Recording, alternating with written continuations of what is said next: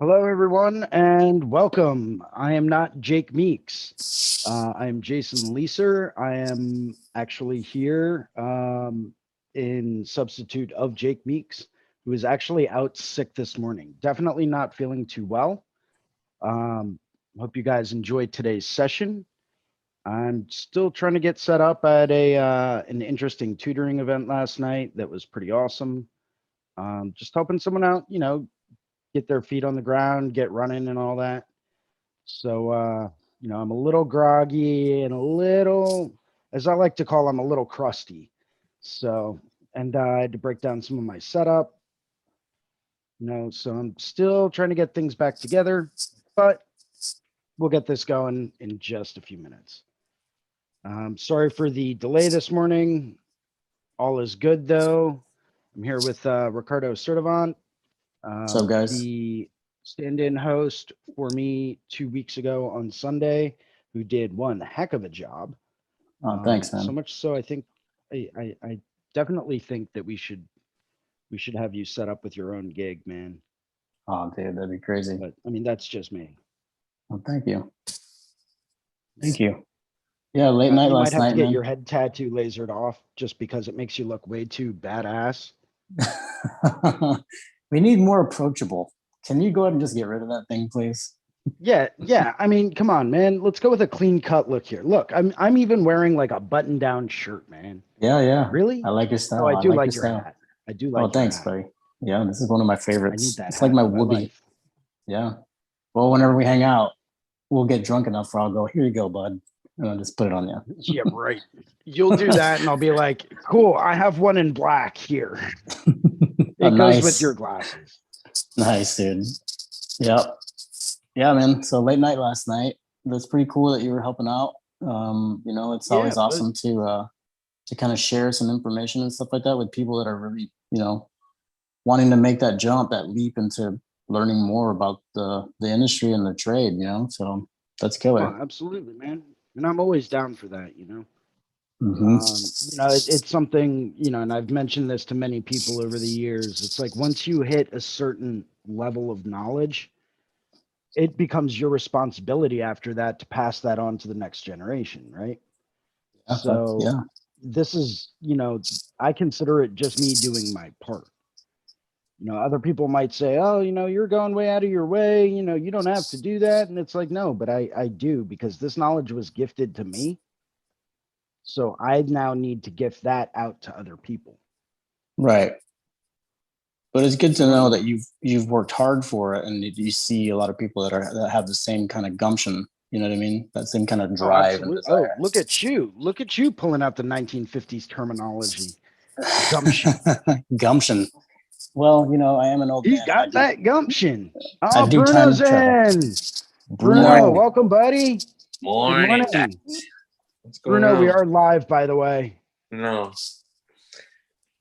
No, I no, didn't like know. we're live. We're broadcasting out to everyone right now on YouTube. Oh no, I didn't even know that. Yeah, well, I mean, it was kind of a last minute decision. Cool. Good morning. Good That morning, Good sir. morning. that Garuda's looking good. Mine? I barely Yeah, touched dude. it, dude. Yeah, killer. Speaking of which, let me do this so this can be pasted here. Paste. Nice, man. What up, Bruno? Chilling, man. Here, getting the morning started. Um, Here, give me 1 second. Let me adjust this. No. You can't. Sorry, not acceptable. But I think it was important. So last night I was having a discussion with Kyer. Man, why does this keep moving? About just like informational sources because I have like my own crazy library of like resources that I've collected over the years regarding just tattoos, tattooing, the industry, and it's something that I definitely think needs mentioning. Um, just because like everyone's got their own sources, right? Right. And everyone's got their own methodology, and they have their own, what I like to call a library, right? And that library gives them the information. Hey, welcome. Good morning. Yo, what up? I'm just here to listen. Cool. Okay. So, but everyone's got their own methodology and their own way of going through and learning new things. And there is so much information out there in this day and age. If people take just a few minutes to really look and find the information, it's to me, it's almost incredible, because even if you go back several years, right? You've got guys like Brandon Bond who were releasing industry DVDs and informational seminars, right? And these guys have a wealth of professional tattoo knowledge, that's when you combine that with like other things like, Kingpin for a while, Kingpin Tattoo Supply was selling, helpful DVDs from different people. Yeah. Just trying to get, more information out there to help other people.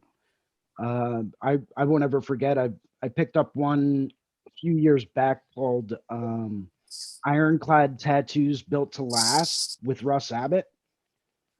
Yeah, I think and I it remember was seeing that. incredible, man. Absolutely, it blew my mind. There were a few other ones too, like there was one by a guy named Link Bossman, from, I believe he was from Australia, and it was absolutely amazing, right? And that one changed, a lot of my perspective. I think there's one overall though that really did the trick for me, and that was, believe it or not, it's a bit older, but I still think a lot of the information in it is relative. And I don't know if you guys have ever seen it or not. Hey, Jason, how goes it? Gabe, what's up, man? What up, Not Gabe? much. Hey, Ricardo. Gabe. What's going on, Gabe? Oh, Bruno. Okay, you can't stop a good thing from happening, can you? No, Yes, sir. sir. Gotta Awesome. keep that train rolling. I did put the Zoom link up, and then what I'll do is I'll ping everybody I'll ping everybody. Yeah, Cool. awesome. Let's Yeah, we're see. always here if you ever need us to jump in like this again, man. Yeah. I'm always awake at this point in time on Mondays. Just, even if something happens and no one can make it, like, let me know, man. I'll just go live and talk to a camera for a while. Okay, well, I will Likewise. do that next time. Every once in a while I still fall into that no one really cares kind of a mentality, and I'm like, whatever, we'll just fucking blow. I know that's not the case. It's not the case, and I should know better. And I apologize for the delay, but No worries. Future Yeah, reference, no, man. it's, I love sleep. I can't but wait to meet will everybody in always person, right? wake Because up. I fall into that same trap where it's like, I mean, I met Bruno in person, but like everyone's still TV characters, right? So it's hard to really realize that their actual reality. until you meet people. We were just talking about that last night, man. It's like eventually you meet each other and we're not just these little squares. You know what I mean? Yep. Yeah. And I talked about that for a decade. I'm like, the interaction between meeting people online and then when they meet in real life, and then the online interactions are even more meaningful afterwards because we actually know each other. Yeah. So hold on 1 second here. Sorry, started late. Drawing group is live now. Come on in. The water's just fine. That was one of the creepiest things I think you've ever said, Ricardo. Oh man. Well, yeah. I don't know. The day's just getting started. Oh dear Lord. I have think it's no bad. idea where it's gonna lead today. Oh, dude, don't worry. Just keep your phone nearby, okay? Okay. Why am I gonna have to bail you out? Maybe. Oh shit! Is that our new opening question? So, how many times have you been arrested? Let's not go there. I once had I shouldn't even. I'm not gonna. Good idea. You're like, never mind. I Yeah. digress. I digress. Like, let me tell you about this one time in college. I was just like, I've been arrested more times than my fucking enemies have. Wait, I don't know if that's a good thing or a bad thing. Right. No worries. Yeah. Okay, you guys are in. Okay. Well, hence the reason why you should always have a very good lawyer on call, right? Fuck, dude. Yes, Yes, it is. I got my ass handed to me in part because I didn't have a lawyer. I made other mistakes, but when I think we talked about this, probably, I'm sure we've talked about this before, but like in the beginning of the business, everyone's like, not everyone, smart people were like, make sure you have an awesome accountant and a lawyer you can trust. And Right. 12 years later and 9 figures later, I was like, fuck, I'm losing all this shit because I don't have a good lawyer. And my accountant didn't tell me. Now I'm fucked with the money. Ah! So after going bankrupt and losing my business, I will wholeheartedly suggest everyone 100% befriend a lawyer. Make sure your accounting's straight if you're a shop owner. absolutely. It takes a long time to dig yourself out of that fucking hole. And Wise words. Yes, anyways, sir. I'm wicked excited for tomorrow, the prehistoric tattoos. Did you guys catch wind of that? Yeah. Yeah, But yeah. Fucking a full-on prehistoric archaeologist, prehistory archaeologist. And I gotta check that out. what time I'm is pretty that going psyched. on again? it's tomorrow at 2. Tomorrow at 2. And I'm pretty excited. This community is really fucking out of control, amazing. And again, just to have you guys make this happen no matter what. And I was talking with Aja a little bit about how we'll drop like idea seeds out, and then all of a sudden this amazing shit comes back. And Ricardo, you were talking about that too. I still have to go over the edits of those notes that you sent in, from Kira, and it's just amazing to have everybody actually contribute. It's not like a community of takers; it's actually a community of contributors. And so Gina, we were talking with her a bit about researching some old tattoos. Let's start at the beginning. And all of a sudden, she's like, I've got some books, I've got links to PDFs, I've been talking to archaeologists and researchers and authors. And it's like, okay, well, let's fucking do this shit then. Let's So, fucking make it anyways, happen, man. You've got like a world authority in like ancient tattoos here. That's Yeah, it's sick. incredible. And then I haven't confirmed, but there was a fella that I read involved with the inks. He's a chemist from England. So I Nice. figured if he was quoted on NPR, he'd be a good interview here. Hopefully that'll happen this week, because obviously it's relatively timely. But if not, it'll happen next week. But yeah, it's this shit's just fun, really. Getting access to programming. I mean, that's what I love to do, is to book things. So it's a lot of fun. That's a great Yeah. addition, man. Prehistoric tattoos, like what a totally different perspective on tattoos right there. That's awesome, man. Well, now, here's my ultimate question though, right? So how does that really differ from historic tattoos? So I believe and somebody could fact check me this, because I am not part of academia. I dropped out of college after I barely went to college. I went there because I got scholarships. But I believe that the difference between history and prehistory is written. So like at some point, history started being written and recorded.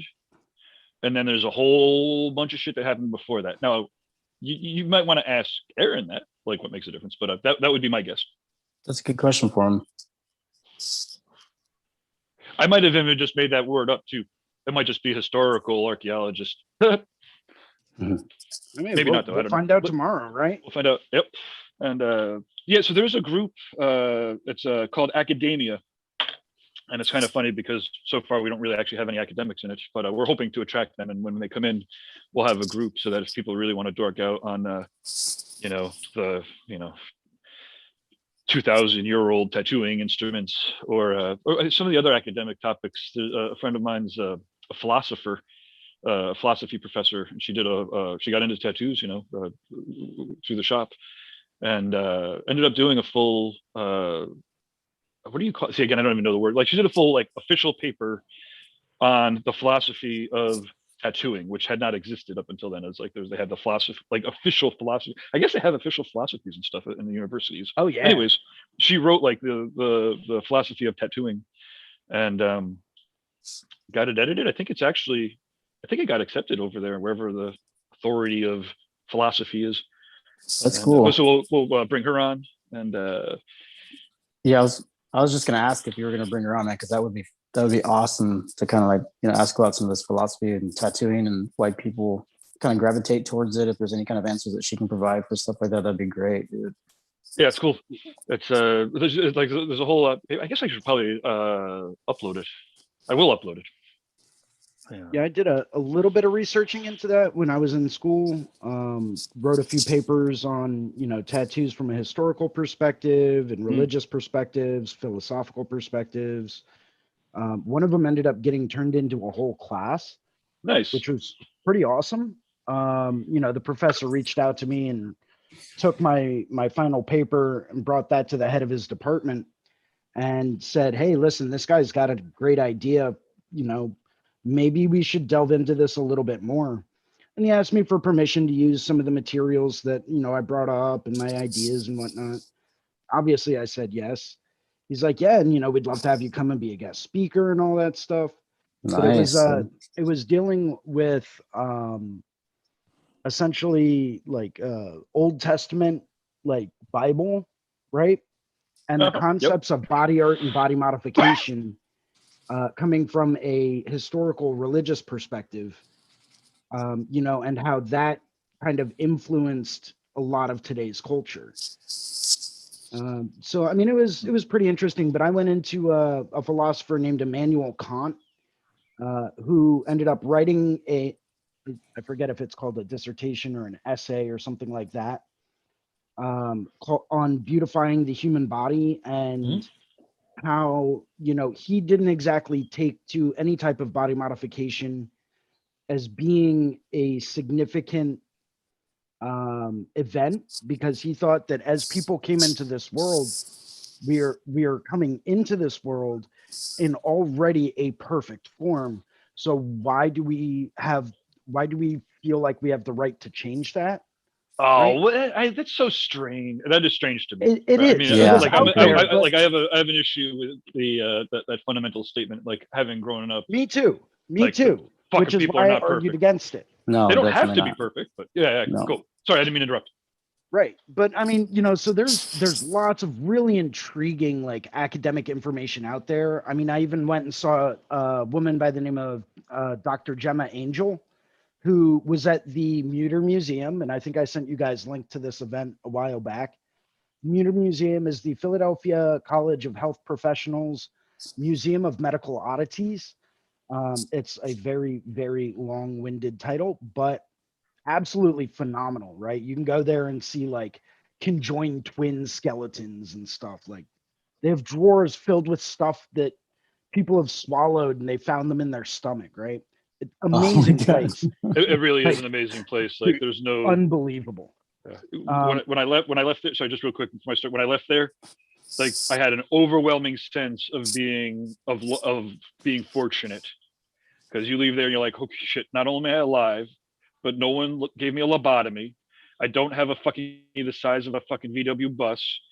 You know, Right? it's really, you know, it is all of the medical oddities, not all of them, but because Philadelphia was one of the first cities in the States. I think it was one of the first universities, if not the. And so for hundreds of years, people have been sending this Muter Museum their craziest, most fucked up medical things. Yeah. So to your point, that's like a perfect example of how, well, again, it's a philosophy, right? So like people don't come out perfect unless like you just consider any way that you come out perfect, because nature isn't, you know, Nature it depends on your does definition. It besides- depends on your definition of perfect, I suppose, right? But Right, Yeah. right. definition and perspective for sure. see, and I think that my wife is perfect just the way she is, and she definitely thinks I have room for improvement. That's Anyways, awesome, dude. Carry on, Jason. They actually, you know, she wrote an entire doctoral dissertation on like criminal tattoos and how she was able to trace this documented French criminal tattoo, you know, using what she knew about the criminal system in France at the time, and how there were drawings of this guy with this tattoo. Anyway, long story short, she had a photo of the preserved tattoo, right, that she found in a medical oddity storage area in France, and was able to trace that back to the individual that wore it, went through the criminal records, like the historical criminal records in France, and was able to come up with the guy's whole lineage. It was mind blowing, man. Cool. And so we got into talking about like philosophy and all that stuff. Absolutely phenomenal person. And I won't ever forget that, because the whole space was standing room only. And I swear at least half the people in there, I could have looked around and said, they tattoo. It was just filled with tattooers from all over this area. And we're all in one place talking with this person that has their doctorate in essentially historical tattooing, right? Yeah, cool. Fascinating event. But Well, if Reinventing kind of can keep picking up its steam and growing, then this is the exact type of programming we want to keep indulging in. You know, we should definitely obviously be taking the cameras and visiting some of these experts. And yeah, it's Oh man, that'd be a lot of fun. That'd be a lot of fun, dude. right? it will be a lot of fun. Yeah, cool. It will be a lot of fun. Yeah, correct. I can't wait to Love to do that. see that stuff. Yeah, be a part of it. I might actually get cracking on that soon and start trying to get a lineup together of like people I personally would love to interview or have interviewed.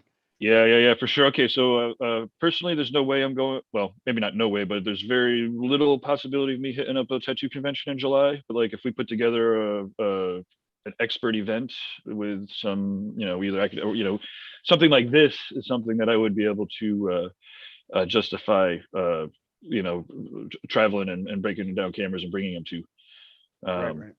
What is a Muter Museum doing any more talks, or what's like, I guess Let me pull up the site. I think they've got a couple events coming up. And obviously tattooing is like a very, an esoteric one. I mean, not esoteric one for them, but it's not the normal for them. Yeah. But I was planning on doing like a whole group trip. Anyone that wanted to join us around the Philly show. When is that? I thought that was in September. That is. Okay, that cool. is. Perfect. Yeah. So the Philadelphia Tattoo Convention is going on in September. Anyone that would like to join and come out for it, you're more than welcome to. I'm planning on taking a few days after the show and doing like tours of Philadelphia, including the Muter Museum. Yeah, cool. And just taking everyone around to the Philadelphia Museum of Art, the Barnes Foundation, the Rodin Museum, and taking everyone around to these really great artistic places in Philadelphia. Yeah, man, I'm pretty stoked for that too, Jason. Yeah, I might just join you for the field trip. Yeah, Awesome. Not a problem. You're more than welcome to. Yeah, it'd be cool to meet you in person. Yeah, well, soon enough. And likewise, and soon enough. Thank you. That Philly show is fucking crazy. It's crazy. I mean, by September I'll be fully vaccinated and I won't give a fuck. But it's just a lot of people. Like I said, I'm in the middle of the woods here, so and I haven't seen anybody for fucking 3 years really, because I had 2 years of self-isolation before COVID. So, I mean, I was going to conventions and shit stuff, but I wasn't like. That Philly show is crazy. It's huge. So much business to be had there. So that's where the, half of me is like, well, when I need to generate more business is generally when I'll be like, okay, I could go there and I could hit up fucking 500, 1,000 tattooers with postcards like in a day. But if I'm like, if my bank account isn't fucking hitting rock bottom, there's no way I'm going to a place that big. But everyone does. People love it. I mean, obviously, so much fucking great shit happens there, and there's so many tattooers. But September, yeah, I'll get down there for September, and I'll hit up the show a little bit too. We should. Looking like we're all gonna be there, man. It's gonna be fun. Yeah, dude, I cannot wait. Yeah. Morning, Eric. Hey, Hello. Patrick. Morning. How are you? Hey, What's up, morning. guys? More eggs here? Yeah, someone's got it playing in the background. Oh, I think, do I have some music? Can you guys hear that? I'm turning it down. No, it was Okay, one of the cool. new people that had an echo, I think, but it seems to be better. I got my headphones on, man. So we're good. I didn't mention it right away. Turn my camera off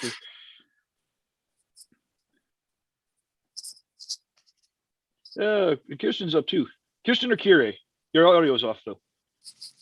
You can Oh, that was. honestly call me whatever, Gabe. Well, I don't want to call you whatever. There's 3 other people I already call whatever. My name's Kirsten, but you can just call me Kier. Perfect. Oh, And, here. Speaking of meeting, did you just catch up with Jason in person on your travel up from vacation, or did you guys miss paths? Yeah. No, we hung out. It's nice.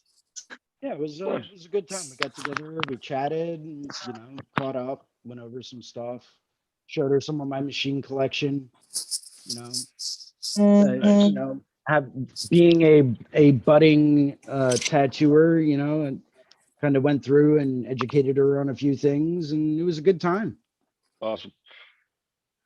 Well, thank you very much for doing all those thumbnails and stuff too, and being communicative about it, which is amazing because sometimes I don't get to reply as much as I would like to, and when people don't take offense and continue to communicate, it's really awesome and it makes things continue to work. And looking at all those thumbnails on the new Reinventing channel, it's fucking great. It's actually looking like it's coming together like a real channel, and all the topics that you're picking out and putting in the titles. Might take another couple months, and but it'll happen. That's exactly the way that the shit gets discovered. Thanks, Gabe. Nice job. Good job, Kier. Thanks, guys. I'm trying. Digging Doing in. good. Yeah, we got you, Eric. Yeah, man. Welcome Sorry, back. dude. I don't know what's happened between the last couple of weeks or whatever, but I'm trying to Zoom or it's coming in with the Zoom meeting crap, and I can't use the Minicam and whatever. I'm not smart to That's figure all it out. It is what it is. I was just going to ask you if you smacked the computer, but the way you threw down your phone, I'm sure you did. And it's been a long week, dude. Had a tooth pulled on Thursday, and Youch. Youch. Actually, Jay, dude, I'm in Philly every year. Oh yeah. It's one of my favorite towns to go to, man. Yeah. Well, dude, let's link up, man. I mean, there's obviously if you're from there, you know all the good spots, but Yeah. I know a bunch of cool spots, but it's more down near Chinatown and stuff, like down there Ray Street and stuff. But like Love Park is actually pretty cool. You probably spent some time there too. Dude. Yeah.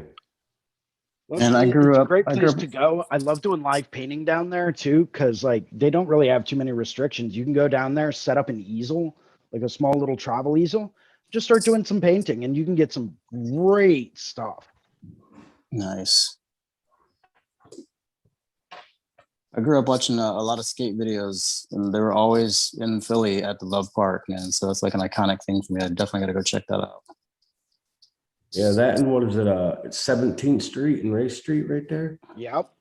Yeah, so that's a good place if you have a rear-wheel drive car and you want to do like a long, big like drifting donut all the way around. We did that. I have no idea what you're talking about. I've never done that. I did that. So I did that at the Philly show like 2 years ago, looking for a parking spot. And one of the police officers just gave me a thumbs up. He couldn't, there's nothing he could do. He just gave me a thumbs up. They're not going to stop you.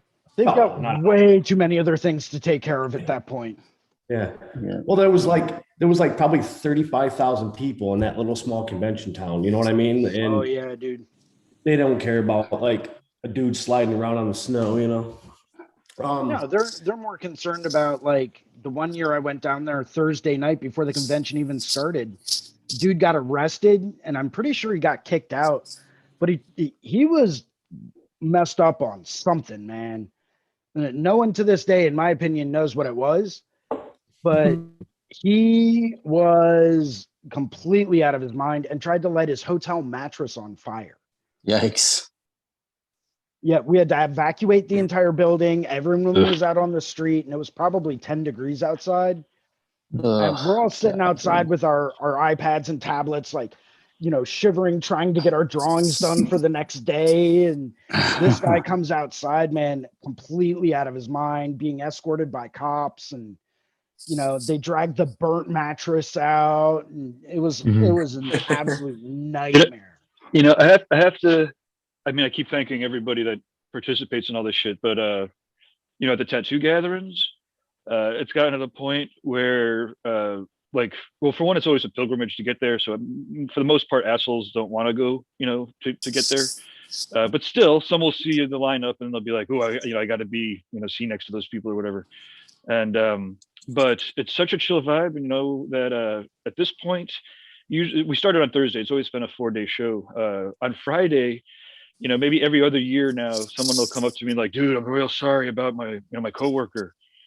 And I'm like, Oh, huh? man. What are you talking about? They're like, "Oh, I'm so sorry. Like, we already got them on a cab to the airport. They're fucking out of here.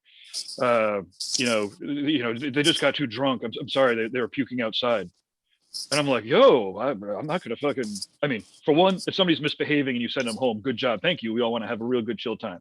But if it was just for the puking, like that's don't toss me, please."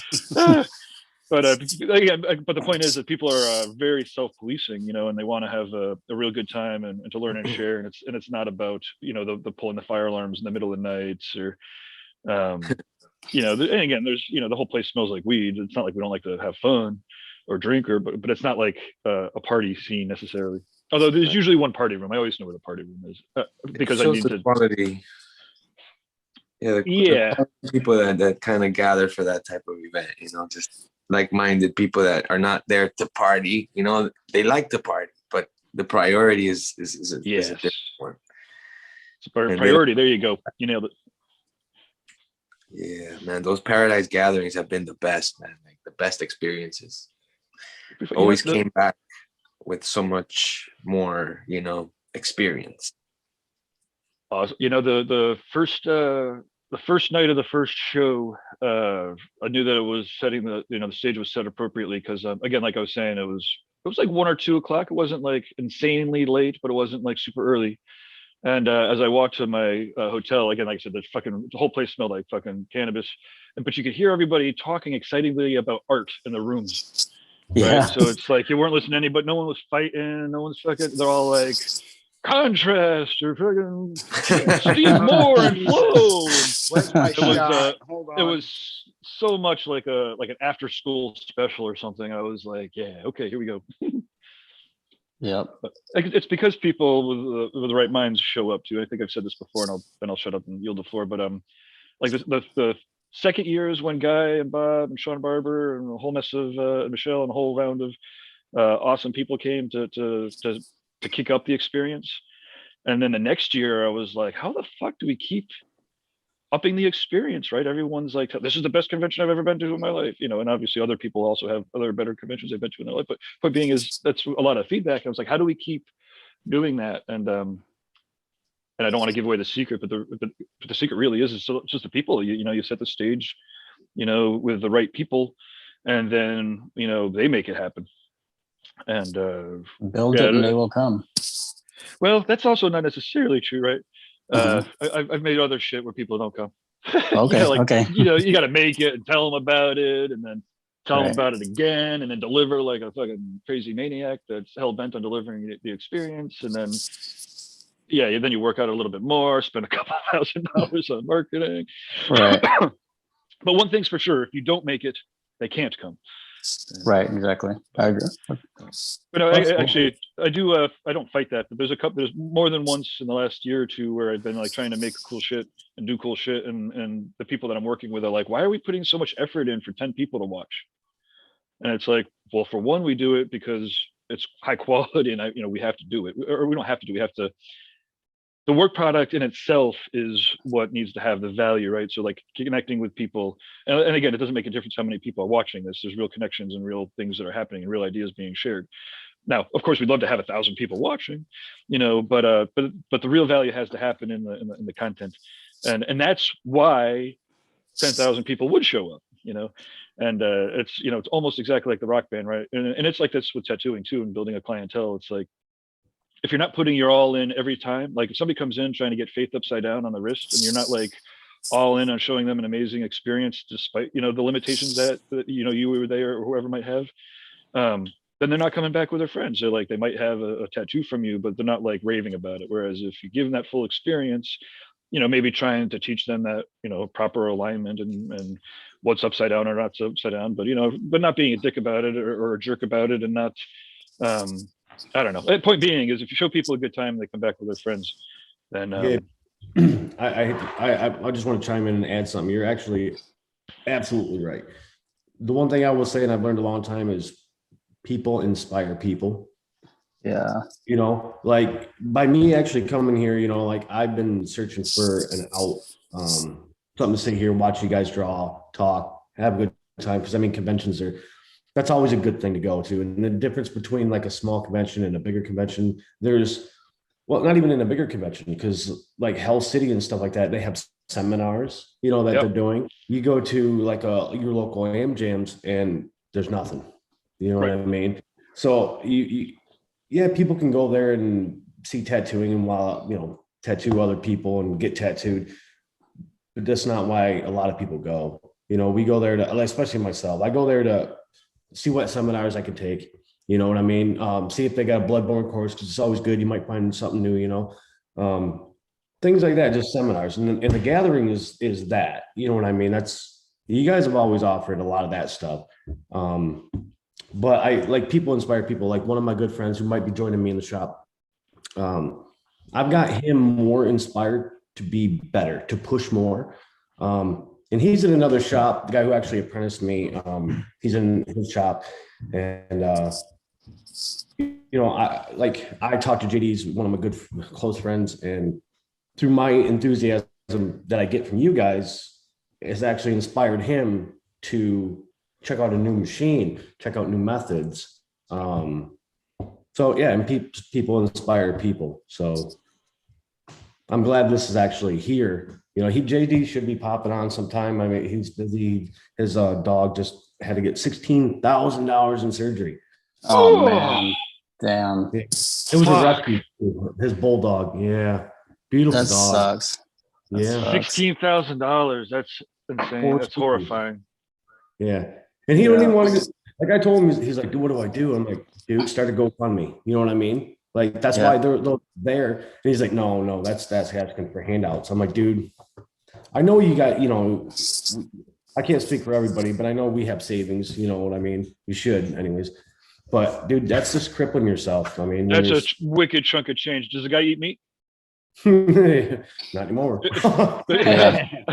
I don't know. 16. I love my fucking dog. I loved my previous dog more than this dog, but I love this dog too. He's a really cute dog. $16,000 is, that's prohibitive. Even if I had that shit in savings, I don't have that shit in savings, but if I did. I don't know the specifics of it, but I know he woke up and the dog was gasping, and they took it to the local vet. And the local vet's like, "We can't do anything. It needs to go to Cornell." And Cornell is like the medical place.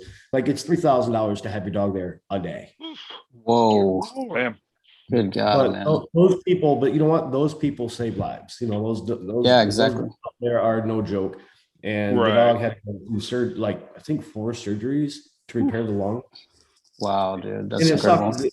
And it's a rescue. And he had a dog, his beautiful dog named Bentley, one of the coolest dogs ever. And he was a bulldog, and he passed away. And his other bulldog that he had became seriously really depressed. Oh, man. Him and Jess looked all over. They just drove out to Missouri in the middle of the summer to get this rescue, and it needed some work. Another bulldog, obviously, and they just get it home, and then all of a sudden, within 6 months, boom. So it sucks, but like I said, like he's inspired to do more of this, and it's actually pretty awesome. So that's really cool to hear you say that, Eric, because me, Jason, Kieran, and Bruno, we've been talking a lot about that same stuff, man. Like actually Jason's been giving me shit because the other night I got a little tipsy and I just went on this rant for a while about the same thing. That is hilarious, You man. weren't even So- coherent, man. A little tipsy. a little tipsy. If you actually were making coherent thoughts, I would never bring it up. Yeah, dude, But you I were thought- talking about like oranges and bananas and Cadillacs, right? No, I like was things not. that don't go together. Oh man, Right? you just got to let that state flow sometimes, you know. But You seriously do. though, dude, Stream of consciousness. I get it. it is inspiring though. You're right, man. Like, you know, I was in a funk for a while too. You know what I mean? And you get around certain tattoo artists, man, and there's no energy there. You know, it's like there's either a competition or there's some kind of like, you know, rivalry for some reason. I don't even know. Like you're in the same town or something, dude. It's so dumb, you know. But whatever the reason may be, being here has like just relit it all for me, man. And it's great. You know what I mean? Like meeting new people of like mind and stuff like that. It's like what Gabe was saying, you know, you can't necessarily build it and they will come, but if you have the right energy there, it's like a magnet. And you kind of like either consciously or subconsciously just are attracted to it, you know, and it's killer, dude. It's killer. Yeah, I couldn't agree more, man. Yeah. Like you said, it's, you know, we've brought it up because it's such a big deal that, you know, what the community did for like our motivation and you know, to become inspired. And like you're saying, Eric, you know, like people inspire people, and it's so true because Yeah. you know, like this started small, you know, but it's just a matter of time, you know, until it becomes, you know, way bigger, because it just does so much for so many people, you know, that it's just a matter of time that, you know, before people kind of, you know, find out. And yeah, man, it's a big deal. That's the one thing. Like I don't know if you guys are on like private studios or in big shops. I've been mostly in my own studios for in and out for over a decade. You know, so I haven't had that like, yo man, hey, take a look at this. What do you think of this? And I haven't had that bounce between, other than like me and JD, and the guy who apprenticed me, like he always told me, he's like, you know, and actually I said it in the last one, is if you want to continue to get better, you have to be self-motivated. You have to be self-driven, regardless if you're in around other people or not. You have to look at something worse than the one you did and better than the one you did. Find out what you did better and what you're not doing, and constantly just keep pushing yourself to that level. But watching you guys and talking to you guys it's pretty awesome, which actually brings me in today. I have a couple cool ideas, and it sucks my camera's not working, but I'm gonna have to flip it. Let's check it Well, out. do you want to? We have a little bit of time if you want to try to debug it with us. All right, so I don't know if you can see that whole upper chest. That's So Eric, right now you are broadcasting out a black screen for like. how do I Well, deal we're- with it? I don't know how to do it. Minicam? So if you're on Minicam, Jason, do you want to walk them through Minicam Yeah. real quick? Absolutely. I don't think I'm on Minicam though. Well, something's going on because your Zoom In has a Zoom, picture-in-picture. So in Zoom, if you see where your video options are, No. where you start streaming your video, you should see a little camera in the bottom left corner. Video settings. Oh, gotcha. You should be able to switch your webcam there. There. There you go. Well, shoot, if I had it set up on Minicam, I mean, I probably could have brought the overhead. It's true.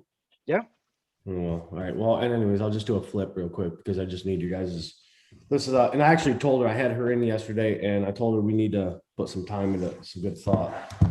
So, all right, we have whole upper chest. Oh, wow. We got to bring it in from shoulder to shoulder.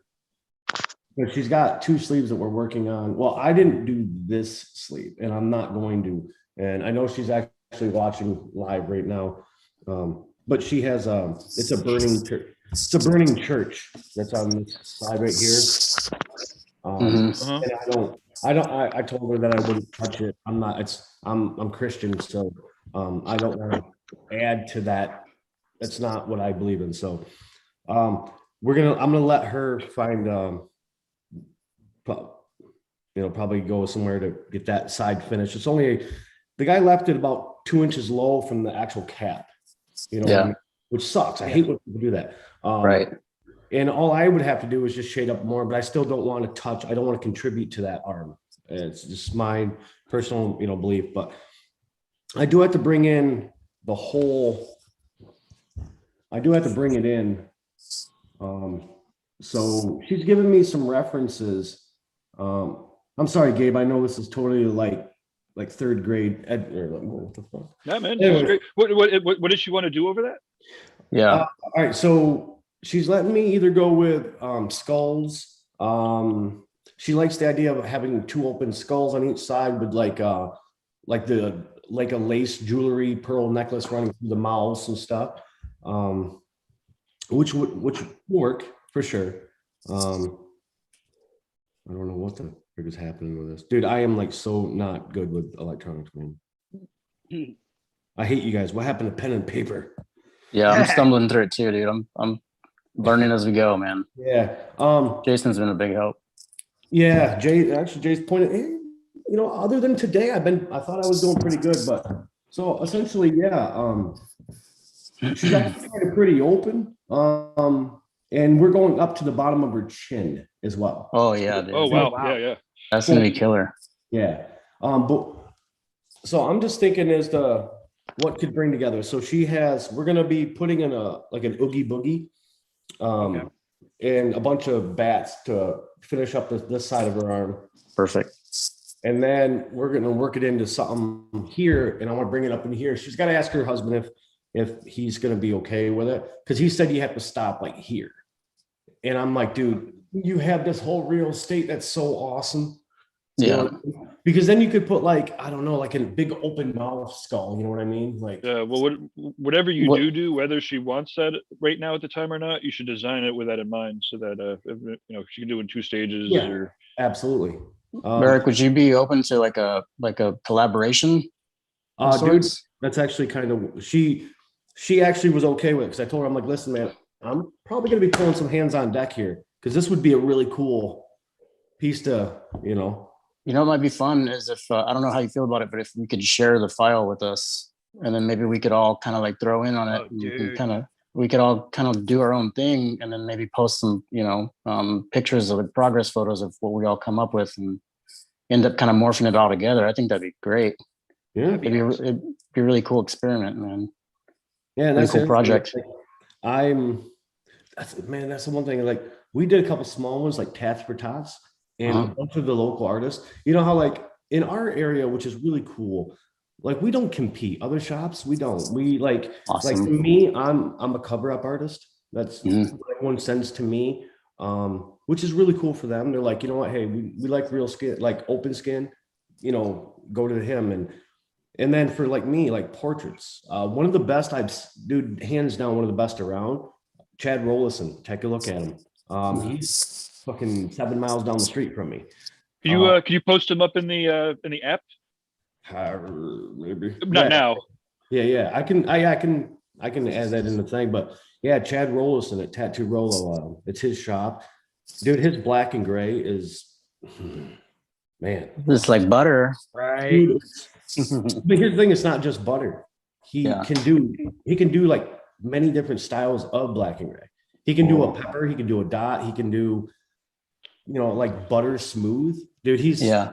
So like for portraits and stuff, I'm like, people come to me like, hey, can you do my loved one? Nope, go right down the street. That's awesome, dude. That's killer. Yeah, absolutely. Because you want the best for the person. That's the thing. Yeah. Because I mean, he is a little bit more costly than I am, but at the end of the day, you're getting so much better than I probably could have done. That's cool, dude. That's great. And then, actually in that shop, there's another artist who probably has the best color saturation I've ever seen. And it fucking drives me bonkers. Yeah. Like, what are you doing? What are you eating? I watched him. Yeah. You know what I mean? Like he goes to a bunch of conventions. They all do out down there. And dude, I watched him tattoo and I'm like, dude, you're not even sitting on a spot for that long. Jay, you saturate pretty quickly too. Man. But yeah, so we have a bunch of good, and honestly, we push back and forth. Like this arm right here, the one that she came to me and she's like, I want a burning church. I'm like, go to Andy. Go right on. Cool. It's not what I believe in. So, and she's, you know, she went there, and unfortunately he didn't do it 100% how she wanted it. But I mean, we all have that we end arms and start stuff. And well, the cool part about that story is, I mean, it's all pretty rad, but the coolest part is that she's still coming back to you and still wants you to work with her. You know what I mean? So like people see the value in that when you're like, hey man, you know, you've kind of expressed to her your personal opinion, your personal beliefs and stuff like that. She was appreciative of it. And this world would be so much more rad if we could like translate it into what you were just talking about. You know what I mean? Like everybody's opinions and everybody's ideas and everybody's like insight, you know, it'd be fucking cool. But it's rad that she's still coming back to you, dude. And she still wants to work with you. So that must have made a real impact for her. You know what I mean? That's great. Oh, actually, I've done quite a bit on her one arm. We did a military piece for a quarter of her half sleeve. And then we did a bunch of other pieces. And now we're just bringing it in. I actually have to fill in the Oogie Boogie part. And then she's got a kind of like this weird little half triangle part. And then it kind of fills up that we have to find something to fill it with. Mm-hmm. Which that won't be hard. I'm like an upside down heart. It'll look like a nutsack. There you go. Yeah. Always does, man. No matter what you do, it always does. Yeah. Sorry. Yeah. That's hilarious. Oh man. Dave, how would I send this up to the Reinventing if anyone wants to? Because I mean, right now I'm So like, I would log in and go to on the app on the phone. If you go to, or on the computer, if you log into community.reinventingthetattoo.com and go to the, well, either the subscribers section, I suppose, and then maybe post up the picture and then tag the appropriate people, or just everyone that's a subscriber will see it. okay. If you wanted to, or the collab, yeah, the collab lab is actually the perfect place. So. Dude, this in the is awesome. In the app, we go to, let's see here. From the main menu, you scroll down a little bit, and I think it's called the Art Lab. And inside of the Art Lab, you'll see the Collab Lab, specifically for the collabs. You'll also see previous exercises and public exercises and art jams. But in this case, we're going to the Collab Lab. There's also the 3D art gallery demo that we got to fucking finish someday. And then from here, I would upload it to the collab group. There is also the Dropbox and the Flickr, but that's more for large groups of people sharing amongst large groups of people. In this case, if you just upload the picture to the collab group, then yeah, they'll know where to get it. This is gonna be cool, man. Yeah, it's gonna be really cool. Dude, you know what the funny thing is she's actually tuned in right now watching, I guarantee it. Hello. Yeah, I told her to check a look at it. And does she have any skulls or artists that have done skulls or some sort of styles or painters or any sort of other kind of? Yeah. Well, I guess you guys could just go crazy with it. Or And then there's I don't think, I mean, sky's essentially the limit, but the one thing I will recommend, and I'll put a below post, try not going like anti-religious, otherwise I won't do it. Yeah. You know what I mean? It doesn't, but for her, I mean, there are artists in the area that would gobble that up. So whatever you guys want to do, but I won't wind up doing it if it's, you know, I mean, people know that about me. I've had issues with people who are like, dude, man, you're just supposed to do good work. What do you care what I get? It's like, dude, like, because it's called ethics, man. Well, ethics and your energy too, man. Like the time that you're spending, what you invest of yourself into something. Yeah. All ethics aside, not that we ever should, but like you really want to have your tattooer like into your tattoo. Like, yes. Every time. That is the goal, right? So like if anybody's like arguing with their tattooer, it's like, whoa, and now you should just find another tattooer before you start arguing with your tattooer, huh? Oh man, that's a good one. That never goes well. It's like you're literally watching a client like fight against their own best interests. Now, I mean, we see that happen all the time, obviously, in the political arenas and all sorts of arenas. But to actually watch somebody like fight the tattooer, like, I don't even know. Like, if you convince this person to do it, then how do you think they're gonna react? Like, did I mention my power supply goes up to 11? Yeah, right. Yep. Hey, real quick, Eric, did you mention that she wants black and gray or color? I can't remember. I don't recall. Honestly, she's got full color on her. So, okay. You know what I mean? Cool. Right. Color would be cool. I think it would I think we can get more into it with color than black and gray. You know what I mean? And it would bring everything together because she's got, and I know this is terrible, man. I'm so not prepared, but hopefully, you know, but like she's got color up here on this arm, and over here we're gonna have color up on that shoulder too. So color would be a probably easier transition. Yeah. I actually have side angles of her tattoos too, so I might actually put it in Photoshop and put like a 3D rendering of it. So when I put it up on the collab form part, we can see what's gonna bring those caps in together. And then I would say design it to the chin. You know what I mean? Okay, cool. Radical. Because then if not, the only thing we would probably have to do would be change the main part here. Right. She has a cover up here, which I don't know if she'll cover up or not. It's like an Indian feather, Native American feather. Okay.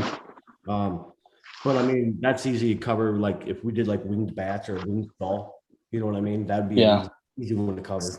Yeah, right away I'm thinking that I do like the visual idea of the skull on the throat or the open mouth, but I think that with there being so much dark below that, I think that'd be a good opportunity to use that area for the darker portion of an image, and then contrast all those bright colors around the neck and stuff like that, like just attract the eye straight to that area. You know, like that's the first thing that I thought right away whenever I saw it. So, but so the bats and skulls, right? Was there any other elements? Yeah, she sent me a couple. Sounds kind of like a Halloween kind of theme, or like a. She does have like. Actually, we have a snow globe with I think like I forget what we put in there. I know there's pumpkins in it and like a ghost and ghoul in it. Oh, very cool. So she sent me two skulls there. But like, oh, okay, right on. Barbed wire. Or no, okay. I see the decorative jewelry that you were mentioning. Yeah. Cool. So like that could be a cool. But the other thing is she doesn't want to cover up the love part. So it's going to be a work in with that. Oh, she doesn't want to cover up the. Wait, what was it? So she already has. We did this 2 years ago, I think. But the love with the bullets and guns, grenade, so yeah. Oh, so she's keeping that. Maybe that's a challenge. Yeah. To make it look cohesive, like maybe if it was I'll look at this. Go for it, Gabe. What do you think? I mean, my initial reaction would definitely be that changes everything that I had envisioned in my head, and it produces a challenge to make it look cohesive. I'll tell you what, but hang on, wait a minute. Maybe we can tattoo that love somewhere else on her, and we'll get rid of this one. That That's what I was thinking. Because that should be one full piece as opposed to a piece put behind and around. It'll dramatically compromise the design. Especially if you're going across the whole chest and the throat and over the shoulders and everything, man. That if you're doing like one big image. It'd be like two different tattoos to have the leather. Now you see what I actually do with on a because this is what mostly I do is rework cover-ups, things like this. And actually I kind of really enjoy it, man. It makes my brain go nuts, you know. It's like a puzzle. Yeah, the puzzles are cool, It's like a puzzle. You got to figure it out. Get kind of inventive with it. So yeah, I know that was the main thing that I had to work on today. My appointment later is I already got that all done up, and the rest of the week's actually pretty much drawn up for. When I was sitting not being able to do anything, you know, I sitting there with cotton ball in my mouth, like sucked. But I did get 2 days off. Nice. Yeah. And then I had to work on Sunday yesterday. That's why I wasn't in as I was working yesterday. All right. No worries, man. No worries. You know me, I'm on every Sunday at 1, almost religiously. Unless I got like a wedding to be at. But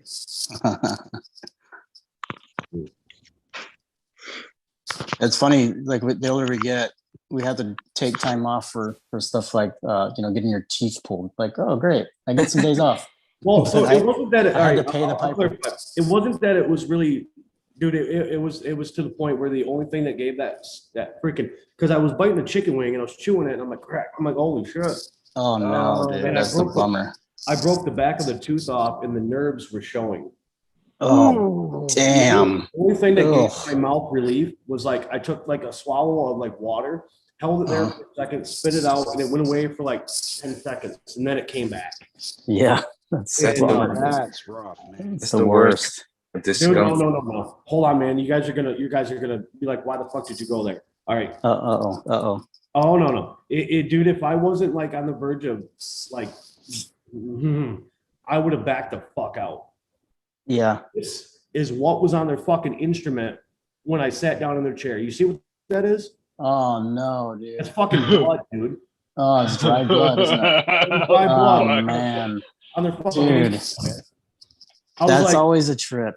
I know, and I told the lady, I'm like, ma'am, I was here at 7 a.m., right? The first one in the fucking door. And so I know that wasn't just from, they didn't get to clean the room before. Had been sitting overnight, at least. Oh man. Dude. I told the lady, she goes, this is so unacceptable. I'm like, well, as long as you clean it and give me about 10 minutes to let that bitch dry up, we're good, Yeah. And they did, so. But that's always the worst, dude. You go you go to the doctor's office to get a shot and you see them just touching everything with their gloves. And you're like, man, please, I don't want to be a dick. Will you change your gloves for me if you don't mind? Yeah. Like you were just touching cabinet doors and shit. Like yeah, exactly. And then you're gonna grab the shot and give it to me and wipe my arm. But yeah, that's great. It actually but they do an alcohol swab. Yes, they exactly. Do an alcohol swab Yeah, before that they makes give you a shot. Yeah, that makes it all right. Yeah. Right. Maybe tuberculosis, but you won't get a cold. I hate. We're doing you a favor. Yeah, and then you get the builder tell me to sterilize his machines with rubbing alcohol. Oh man, dude. If they've ever became contaminated, it's like, dude, oh man, that's not gonna do shit.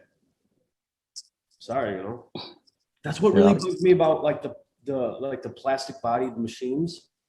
Right. How do you actually sterilize them if they do? I mean, maticide, cabicide, it's gonna eat right through it. They'll eat right through it, dude. Yeah. Actually, I got a drawer full of broken bodies.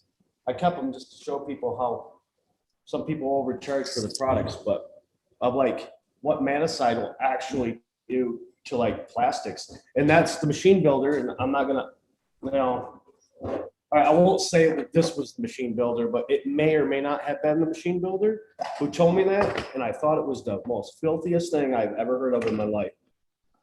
You already know what it is, but I think it ate right through them. And the black one, it fucking chewed it.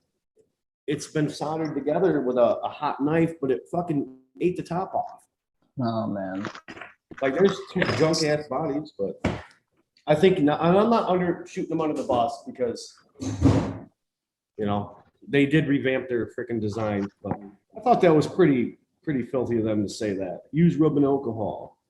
It's like, dude, that doesn't do anything, man. Be great if we could autoclave the bodies, but yeah. So. Oh yeah. Well, that sucks. But your teeth are feeling better now, though. Oh, it's gone now. Great. Yeah. And then the nurse was like, "Ooh, I've got to see what that looked like." I'm like, "Oh my God, get me out of here, man." Yeah. It's like, I've got a thing. I gotta go. Yeah, right. But I mean, it was he had that tooth out like, honestly, man, in like 5 seconds. Pop that sucker right out of your head. Yeah. You guys ever seen Little Shop of Horrors? Oh yeah, with Steve Martin. Yeah, dude. Steve Martin dentist. It's fucking great, man. Yeah. Best dentist ever. He changed my childhood, bastard. Yeah. That's fucking great. So what's everybody working on today? Melissa, we'll start with you. Haven't heard from you yet. Hey guys. Hey. So I just worked on this yesterday. We added a little shoulder rose. I'm adding in a snake eventually, and then just finishing up some flowers. This piece I've been working on for probably about 3 years now. Just lots and lots of flowers. There for a while, she didn't want to line anything in. It was just one flower at a time. And so now we're getting to the point where I'm like, all right, so a couple more flowers, a little bit more foliage, and we have to line something in finally. Yeah. It looks cool. I like the flow of it. Yeah, Yeah. it's, The Nice. asymmetrical thing really works on that kind of a figure, you know. It's great. In yeah, that it place starts too. up on her front of her thigh on the right side. In fact, this picture was from yesterday. You can see the brightness of it. I'm actually really amazed those yellows held, Nice. because she's the type that like goes and tans and whatnot. Mm, Yeah, Mm. and I told her to baby that yellow. yeah. Why does it So fade? yeah. I don't get it. Yeah. I just Does a got lot it. of light tone colors, and I'm like, yeah, put your sunscreen on before you go tanning, please. Right. Yeah. It's like, yes, I will give you all the pastel tones that you want, but you're going to have to work with me a little bit here, please. Yeah. What are you lining? Are you gonna line the snake, or could you bring it in with maybe like a background soft shade? So I'm staying away from a black line, predominantly just working with contrast.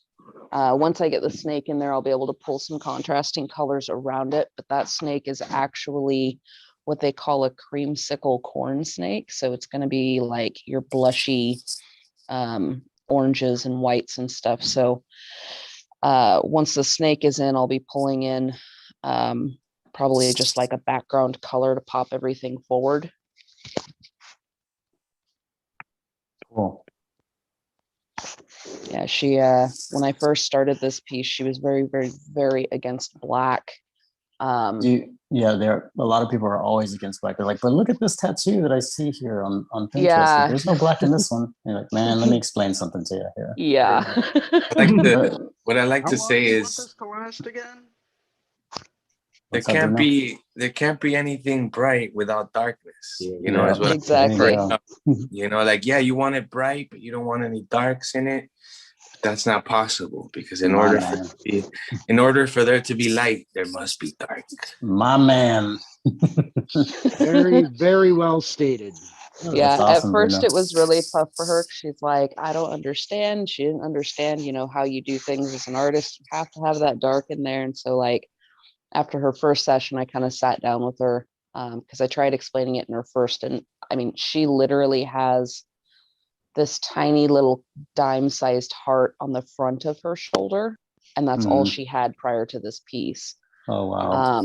And it was That's just a line of work. So Yeah. starting this piece with her, it's like I had to kind of talk things over with her on 2 different occasions before she was like, okay, well, I understand now, but Very it's cool. been a heck of a process. At this point, she's just like, do your thing.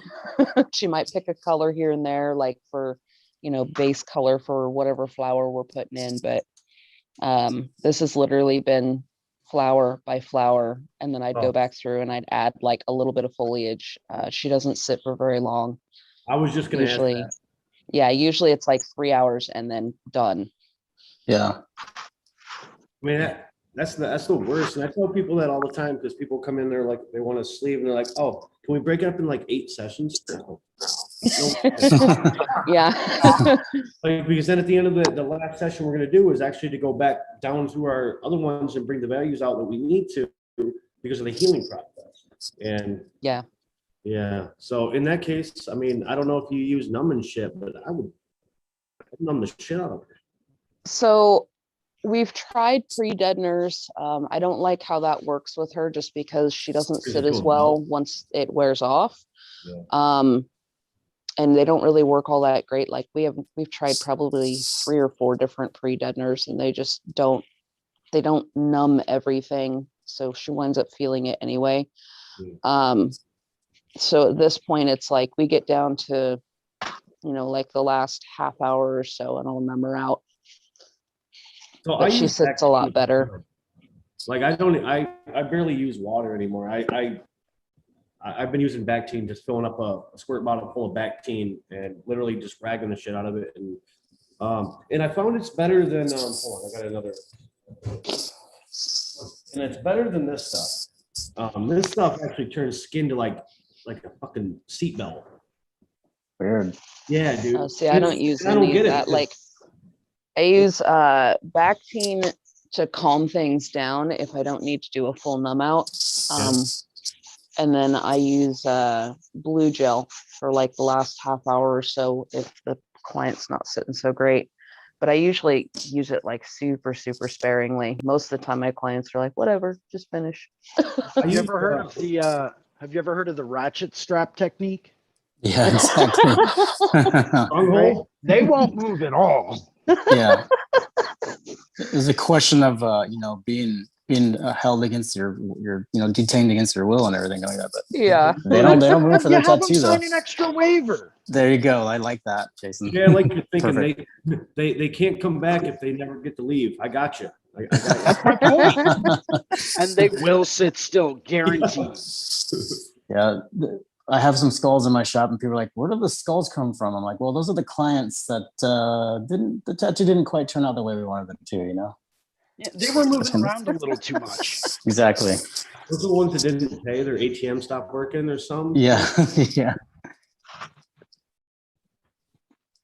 Man, that's crazy. I don't think I've heard of the blue gel stuff before. And I've used Bactine on people, but I've noticed that when I use Bactine, they tend to break out. Like people kind of tend to break out a little bit during the process. Bueno. Yeah, blue gel, I would say it's the most consistent that I've tried as far as it, you know, working all the way through. Like some people it doesn't phase at all, but that's with any kind of numbing thing. But I would say it's probably about 80% of the people that I've tried it on, which isn't a lot because I don't use it very often, but you just put it on, the skin has to be broken open. But you put it on, you let it sit for like 10-15 minutes, and all they feel from that point forward, if it's working, is usually just pressure. Awesome. But the downside is like you have to have enough broken open for it to actually work, because it only numbs out like literally that far from where it's broken open. It doesn't do like huge sections. Right. And that's what I've noticed with Bactine and such like that too. You know, like any other commercial numbing gels, the name brand stuff, it's the same thing. It's like it doesn't really do too much for you until after you perforated the skin anyway. Yeah. So and then I have had some where it's like it feels like it makes the ink a little watery too, you know. I don't know if you guys have ever experienced that or not. This doesn't really do that. Like you can see like where it's working. Let me pull up a photo from yesterday. So like in this photo, you can see how far out it numbs. Oh wow, look at that. Yeah, that halo. So, wow. Like it visibly shows you just every like, but that's the thing, you have to have it like super numbed out. That was her first tattoo. Yeah. That was not me. Yeah. Before we started this huge one. What a masterpiece. Yeah. You know, so is that raised? Is that skin raised? Like, yeah, welted, right? So it's not super raised once you put the blue gel on there. Like it actually reduces the swelling by about 50 to 75%. Okay. And then it also like it shows you where it's, you know, where it's functioning, where it's working, because all that redness kind of drops back. And then like it changes the texture of the skin a little bit, so you got to be mindful of that. But I think just about every numbing cream does that. Right. So you know, I only use it when I absolutely have to. Not to make a plug, I'm not plugging anyone's product, but H2 Ocean has a numbing spray that's super, super very topical. It doesn't absorb very much. But but I've never actually got that whole, because the more lidocaine you use, the more like, I don't want to say deader, but more like kind of like a belt, that type of leathery material, where it's a little harder, the pigment doesn't go in it quite as easily, and you have to work it, which I've noticed, especially with that one I just showed you, with the Band-Aid one. That one does it really like a lot. The Bactine was the one that I had great, like it's the good intermediate one. But sometimes when I use it, like if we go out like to have a cigarette or something, and I put a wrap around it and wrap it real quick, and we go out and come back in, it will raise the skin just a little bit. And I found that it, like that line that you had that was like really white, it won't saturate that as well because it's been raised. And I don't know if it's because it's maybe filled with water or it's puffy, but So, it seems like it adds a little bit more water. so Bactine for me, I haven't noticed that. I don't have any issues with like the pigment being thinner or feeling more watery. Bactine, like I'll use on a client who sits really great, but I need to reduce the swelling to be able to get the remainder of like an area in. Because I have some clients that swell like crazy.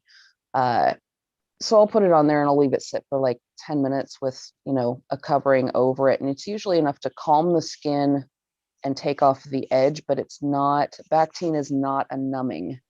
It's not a full numb out. It's literally just, we're going to take the edge off of this and we're going to calm the skin a little bit, and then we're going to go back into it. I don't really notice a texture change with Bactine aside from reducing the swelling, versus like using the blue gel. That's an experience that I've heard a lot of tattooers relate to with the Bactine. Like, you know, sometimes they'll put like a little bit in the rinse cup, but yeah, a couple hours in after the skin's opened up, you know, generally before the whites is a good spot because the skin's already opened up. It's the part that is the most acute. But yeah, I just want to say that I heard a lot of people have similar experiences, Melissa, with the Bactine. Yeah. The success with it. It's helpful to drop the pain level. Like if your client's sitting okay, but it's a little it's helpful to do that, and it's helpful to just drop the swelling on it. You know, Bactine's pretty regular for me to use. The blue gel is a full numb out, so it's one of those things like that is super sparing. And the blue gel isn't just lidocaine; it's like a 4% lidocaine and a 2% tetracaine, which might be why it does a full numbing versus like just a partial or a you know, dropping the edge off. Yeah. I had an experience with the blue gel. It's like my brother, he tattoos as well, and he uses it a lot. But always, you know, like doing everything possible not to use it more than once, because like usually, because it works so well. Like I've never had anything work so well on me when I've been getting tattooed. Like I was so numb, you know, for so long. But the skin definitely does, you know, like change into a different state. And so one time I used it way too many times, and I noticed that the tattoo healed very washy, and you know, I almost lost like all of the ink, and I think it's because the skin ends up getting so distorted, altered, right, by the blue gel, that when it, you know, it doesn't take the ink in the same way. And so that's the only thing about the blue gel, but it works really well you know, if you use it once towards the end or something like that, right? It's good for like the last half hour to an hour. I don't use it pre to that. I try not to use it any more than just the one time, because it's one of those, like, you're just trying to get through the rest of the tattoo. You're not trying to like marathon it out. You're not trying to just push the skin to its limits. You're just trying to get that last little bit done. Yes, I agree completely. Cool. I always like to use come through real well. Have you guys ever used chloroform? You just knock them out. And I hear it works really well. That's what I've been told anyway. We're gonna I come mean, up with you know, your own brand. Hypothetically speaking, Your own brand. You gotta have ultra numb, you won't feel a thing. You also won't be conscious. Yeah. Like There'll be a- that fast voice on the commercial, and you won't be conscious. You won't be conscious. We're not liable for anything that you do while you were under the influence of this product. Yeah. That's crazy. That's how I got my first son. Chloroform? And that's the beauty of Bactine. Going back to that, you know, that like you can use it, and it won't really, you know, take a toll on the skin, you know, and it definitely does a lot for the session. Like it doesn't numb it, but it takes the edge away enough that you can continue working without, you know, the client jumping around too much and things like that. Bactine The reason has why I shown to wound be up my go-to, yeah. Mm-hmm. the reason why I wind up using it is I don't really like, I'm not saying I dry wipe people, but I don't really get my rag paper towel very wet. I mean, just maybe a little spritz, and most times it's dry most of it, because I actually use, like, I wrap that around and I actually use that to stretch. You know what I mean? So and I also, because I've tried it, you know, like really doing, like I've seen many people really freaking like wring it out and shit, and it's like, dude, like now when you actually, how I hold it, because I use it on my pinky palm side to actually help push and pull, and it actually drips water down over the tattoo, which gets into the pigment and kind of mutes it. So I dry wipe most of the time, which makes me an asshole, but. Have you ever used the wipeouts? The MD Like wipeouts? the individual ones? Those, or even just the stuff on the roll. No. If you do a lot of dry wiping, I would suggest maybe trying those out, because they're not as abrasive. Like their texture is a lot softer, which might help with your overall like client irritation. Yeah, but what's wrong with 3M 40 grit sandpaper? Absolutely nothing. Absolutely I use it all nothing. the time. Get the 20 grit if you can. They The last name a of my- lot longer though too. The name of my tattoo shop is Torture. I mean, Pain. technically speaking, you know. Well, hey guys, this has been awesome, man. I'm so glad that this ended up happening, and I hope Jake gets feeling better. And it's really awesome to talk to all you guys. Eric, it's nice to meet you and officially talk to you. Melissa, always good to see you guys. Bruno, Kirsten, Gabe, Likewise. thank you. Jason, Cheers. cool, man. Adios, my friend.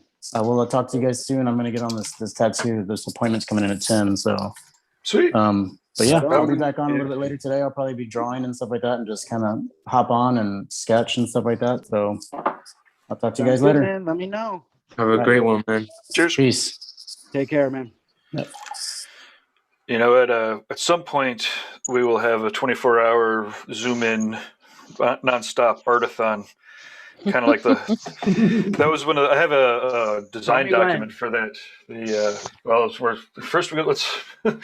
I mean, again, part of it's if it's already happening when people are sick and it's carrying on, then we're one step closer.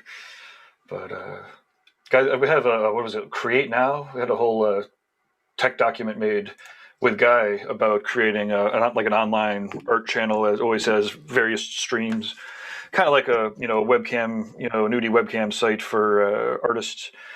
Not for artists, not a nudie webcam site, a webcam I was site. going to say, man, Artists why that could use haven't this. I heard about that? Well, that's all.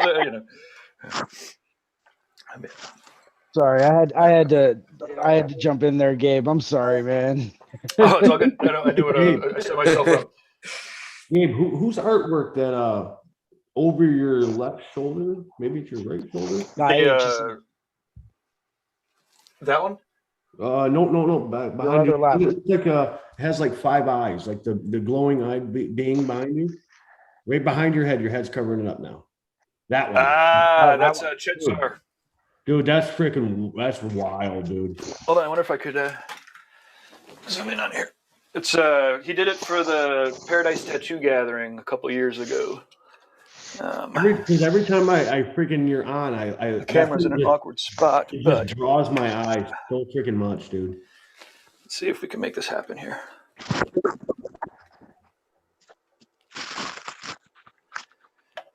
Dude, that's wild.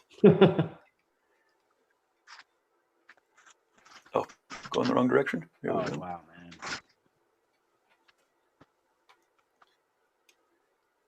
Yeah, I didn't know. Of course, I can't hear you. Yeah, dude, because every time it freaking he panned on and I seen that, dude, that thing just like just drew me in. Woohoo! It's pretty wild.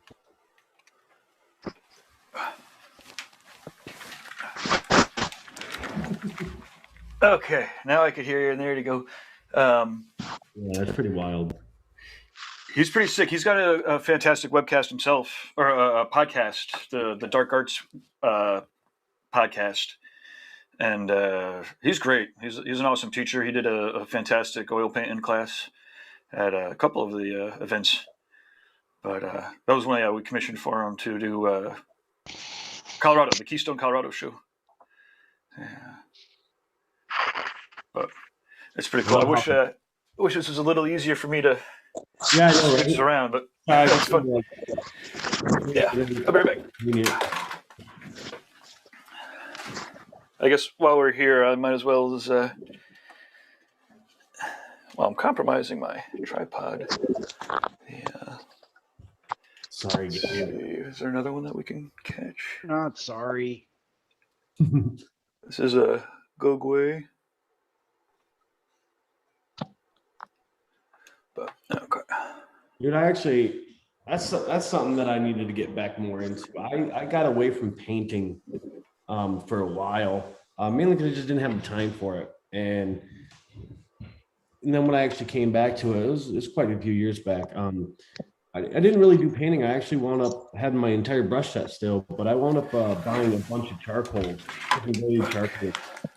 and I wound up brush stroking charcoal. And I got into charcoal blending, which actually really changed my black and gray technique for actual tattooing application. Like I approached it like that, and that's actually when I started pushing more black and gray art, which I do quite a bit of, if I can get away on free skin. So, but yeah, I actually like the fact that everything in the back is just all lost. You know, it's just shapes, and then the focal point has all like the textures and stuff. You don't get that with charcoal. So. Charcoal's always been it's a finicky medium to work in. Well, at least I've always thought it has been. You know, I've always preferred something with a little bit more grit to it, like soft pastels. They're basically just compressed and condensed pigment. Yep. Right. But But they're very opaque, and you know they're kind of difficult to work with. I do like the workability of charcoal a little bit easier and a little bit more. But I was forced to use soft pastels while I was in school, and completely changed my perspective on them. And now I absolutely love working in them. I just hate the mess that they create. Yeah, same thing with charcoal. Yeah. Yeah. The dust gets everywhere. Next thing you know, you're standing around and you're like, why do I smell cadmium red? I can smell the color. I worked with charcoal for 17 years. So I have a question for you, Jason. Have you ever used the compressed charcoal? Yes. And it was the same effect, you just didn't like it? It just wasn't my thing. You know, I liked it. I thought it was a little bit, it had a little bit more workability to it. And it was a little bit more dense, obviously, because it's compressed. I didn't like how dark it was initially, because, you know, say you're using vine charcoal or something along those lines. If you're going fairly light with it, I always found that, you know, you can get almost like a nice smooth gradient, you know, really build that value up. But as you're working with more compressed charcoal, maybe it was just the way I was using it, But I always found it was a bit darker initially, and I had to blend it out and fade it out a bit more. Correct. That was When just me. when you were working with charcoal, did you use any fixative in between, like your No. layers and stuff? Nope. That's I probably did part of it. not. So Yeah. like when I'm working with charcoal, I usually work with a textured paper. And then I just build layers. I work anything from compressed charcoal to pencils to the vine charcoal in varying, 2B, 4B, 6B, whatever. And with that, it's a lot easier, like spraying a fixative and then working over the top of that. And it gives you a lot more dimensionality, Okay. but it does take more time. Melissa, did you ever use like brush, like with powdered charcoal? Yes. No, I usually use like I have, let me grab it really fast. I'll show you guys my little charcoal kit. You can actually grind it. You can like if you have like some of the hard charcoal, you can stick it in like a pencil sharpener and just powder the shit out of it. Make your own little cap and pour it on the canvas. And So this is going to sound really horrible, but I used to do that. I used to take a big piece of like compressed charcoal or vine charcoal. I would throw it in a weed grinder and just grind it down a little bit, break it all up, and I would have this beautiful powder, right? Yep. And I would take that, dab my brush into it, and it worked great. that's why I stopped using the compressed, was because like you said, it starts out so hard and you have to tortilla the shit out of it to get it to kind of soft, and then you're like, man, this sucks. And honestly, if you actually you can take the back of like a pencil and really rub but anyways, take a little bit of the powder and run it down and take that pencil and that actually will give you your hard line, and then you can actually brush off that. Dude, I found lots of shortcuts. Most of it I found on like YouTube. Honestly, like when I was in school, like, dude, I think my art professor smoked too much, I don't know, crystal meth or So something. I'm actually going to share a photo. I had the wonderful opportunity to work with a very good friend and tattooer of mine named Dante. He's now working up at Red Tree with Derb Morrison. And so he was staying with me for a while over quarantine. And we ended up doing a lot of collaborative artwork, and we ended up doing an art exchange. And that's kind of what I'm trying to find now. There it is. So he had a very unique perspective on how he did his artwork, right? And he found some pencils that he really, really enjoyed using. And I'll show you what he made for me over quarantine as part of our art exchange. And it's all done using graphite. And I was asking him about what he was using, and he ended up using a very specific type and brand of pencil that was graphite, but was oil based. And it was mind blowing watching him work with this, and his ability to just get super dark, dense blacks, and then how he would blend that out using, the various, grades of pencil. But it was absolutely incredible. And I'm just waiting for Photoshop to load up real quick. Hey, so I'm going to boogie. I have to set up for the 12 noon interview with Holly Marie and a Mark from Needle Jig. So, but I'm not. I'm a co-host, or I guess maybe it's time for you to take the hosting back. Host. I'll give it back to you because okay. I have to, like I said, I have to boogie, and you have it going here and make host. And you guys can go as long or as short as you want to. As long as you're off by noon. Yeah, we'll be off by noon. Cool. Awesome. Well, have fun. Thanks again, everybody. Thanks for making this happen, regardless of sickness or my walking schedule. And knowing that this would happen no matter what, I'll make sure that I'm just always here bright and early. Awesome. Cheers. Thanks, Gabe. Cheers. Thank you. Gabe. There we go.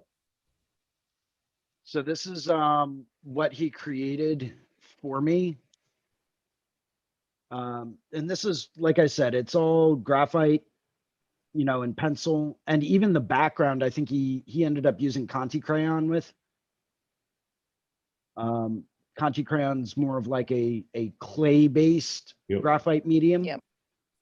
But I mean, just the amount of texture he was getting and the deep, dark, saturated blacks, you know, and then how we would work all of that way out to just like a very nice light graphite gradient was absolutely insane. And the level of detail that he put on it, you know, I mean, if you really zoom in, and this is, I think, a 600 DPI scan that we did of it.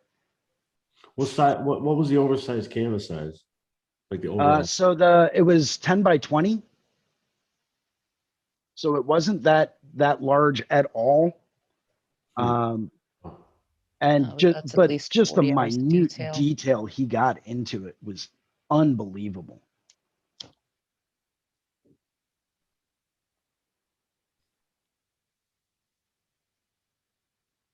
Yeah. That's better than my talent. Yeah, That's I think he beautiful. said it took him over 100 hours. You know, working on it a few hours a day for, you know, a couple of weeks. You know, but just phenomenally talented guy. Great work. Definitely check him out. Dante Tattoos on Instagram. Unbelievably talented guy.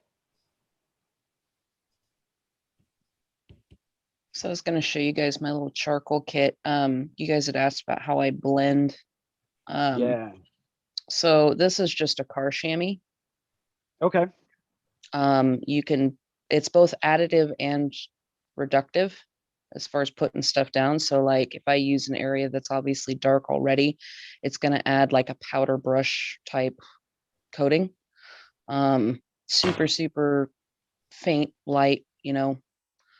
I use a a rubber cement eraser. Yeah. That's what this thing is. Obviously it's had years of use. But again, it's one of those, you can use it to add or subtract charcoal. This one's a little bit more like if you are too abrasive with it, it can take away the texture of the paper, depending on what kind of paper you're using. Beyond that, my own fingers, clean, of course, but and then just a kneadable eraser and various sized blending stumps or tortillions, whichever you'd prefer to call them. Tortillas. Yep. Now, what paper do you normally work on? So I usually use the Strathmore textured. I usually like a thinner versus a thicker. Okay. So that way, if I need to, because I did a lot of portraiture. I did it for 17 years. I was a commissioned artist before I ever did tattooing. Let me tell you, tattooing is a lot easier to sell than art for the walls. Yeah. But I did portraits and that kind of thing. So if I had the ability to make it easier on myself, I did. But most times I would have the images that they sent me for their portrait on my phone screen, and I would literally draw it up to, 11 by 14 just by eyeballing it. So I'm actually looking for well, I was gonna say, is that actually like a chamois, or is that like a cheesecloth? No, it's actually a chamois. It's just a little portion of it. Because I've actually used cheesecloth to remove. It's really, really tacky. But I mean, if you actually like just laid it over it and you were to push a little bit gently and lift it, it lightens up the entire thing just by your pressure. So if you want to lighten up this area a little bit more, but like say you took the whole thing and you went too dark and you have to subtract. Actually, you could just lay that over it and then, add the part you need to by rubbing your finger over it and then lifting the whole thing. It'll take the whole value down just a little bit. It's actually a cool little trick. That's the one thing I did learn in college. Yeah. Typically I work in smaller areas. Like I'll finish a section and then move. So for me, like if I get something a little too dark, I just grab my kneadable eraser and pick it up. I don't know. Like I said, I work Vine to pencil to compressed all in the same piece, just depending on what I need. But I do use workable fixative between layers so that it kind of like it deepens those tones. Looking in your kit makes me want to go get my fingers all charcoal. I'm not even joking. Like I actually, no, I'm really, I actually want to just like pack up and head home and just start playing. You know, grab my son because he should be done with school now. And be Right. like, dude, let's get dirty. You know. It is a dirty thing. Yeah. Well, art in general is always a bit messy. That's why I didn't like Whether oil, because oil Yeah. is like a permanent. Like you have to put on your old freaking onesies and shit. And yeah. Hey man, who says I'm not wearing one already? Dude, it is nasty. Actually, even tattooing's nasty, dude. I don't know how many times. Oh yeah, dude. Like, dude, I don't know how many. Actually, I've got an ink spot on these pants I'm wearing. Dang it! I don't know one pair of pants I don't have an ink spot on. So one thing I invested in a while back, because I was tired of going out and buying like new jeans and new shirts and all that stuff. Not that I buy very expensive clothes to begin with. Banana But, Republic. Yeah, right. Yeah, I'm sorry, but spending $30 for one T-shirt, Yeah. not gonna do it. Well, that's if you catch. I'm way too cheap for that. No, maybe if I got like a 6-pack of T-shirts, I would spend $30, but even that's pushing it. I actually ended up picking up an apron from Search and Rescue Denim, and it was the greatest investment I have ever made because you can customize it to have as many or as few pockets as you want. You can get like the heavyweight leather one, or you can get the vinyl one. I would recommend staying away from cloth just for sanitary purposes, but it saved everything I wear. It's a split leg, so it's split right down the crotch. You have full mobility. It's got like all these different straps and harnesses and stuff like that. Great investment. They usually do a sale every summer, like the end of summer sale or something. And I picked it up there, shipped to me. I think it was like $60, $80. What was the name? And it's a full length apron. Yeah, but that's the only thing is when people come in, I've had a couple artists in the area that used to wear like the full medical onesie type shits. It's like, and then there's some that wear like which I was actually not gonna lie, I was gonna get it. Like the leather aprons that come down, you know what I mean? It's kind of like a wood chopping type making thing. I'm not gonna lie, but sometimes I just don't want people coming in thinking they're gonna order some chopped meat, you know what I mean? Yeah. No, and that does happen quite often. In Oregon right now, like I would love to be able to do just a normal apron, but in Oregon right now, because all the COVID restrictions, we're having to do like everything. Like we have to actually have a disposable covering over our clothing. I bought scrubs and I change out every single client, and then I still wear, like I actually went with full lab coat because I'm immunocompromised. So I'm like literally mad scientist behind a freaking face shield, KN95, and freaking disposable lab coat. It's crazy. You would scare me. She scares me anyway, so I make a big joke out of it. I'm like, all right, I'm gonna get in my mad scientist outfit. right. Next thing you know, we see Bunsen burners and beakers in the background. It's like, wait Right. a second, I just wanted a tattoo. You're gonna start splicing my genes with that of different animals? Because like, Yeah, I don't think that's what I signed up for. It Yeah, did take me a bit to get used to not dragging like the sleeve of the lab coat through ink caps, because before, like I always wore like short sleeve or tank tops, so then wasn't dragging anything through the ink caps. And so like having this thing with an elastic, like full sleeve and an elastic freaking band on it at my wrist has been a little weird. Wow. I honestly, I don't know. I mean, I can understand the situation and stuff. I'm in New York, so we have, it depends on what county. We have, every county has its own different, depending on the color level of the county. Right. We have different. Well, ours, regardless of what level you're at, tattoo shops are open.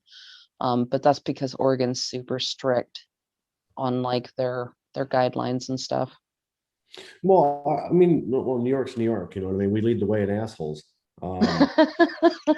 So actually, you know what? And PA's not too far behind, Jay. You know, with Nope. bullshit, you know. So, but we've been, I don't know. It's like I tattoo in a small area.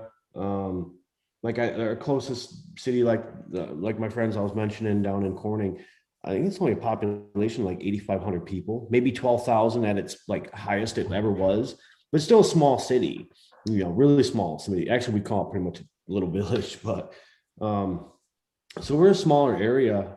We have a really big county, and I think that's where we actually lucked out, because there's like regulations go by what level you're in. So if we've always been in like a yellow, and there's surrounding counties who have bigger cities, but they're smaller counties.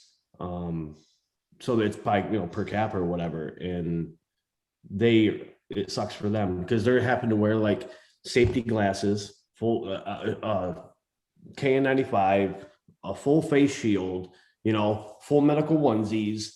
It's like, dude, I wouldn't, how do you breathe, bro? Like, It's tough. I wear glasses, and, you know, I put cat crap, not literally cat crap, but it's a product, to keep them from fogging sometimes, because it sucks.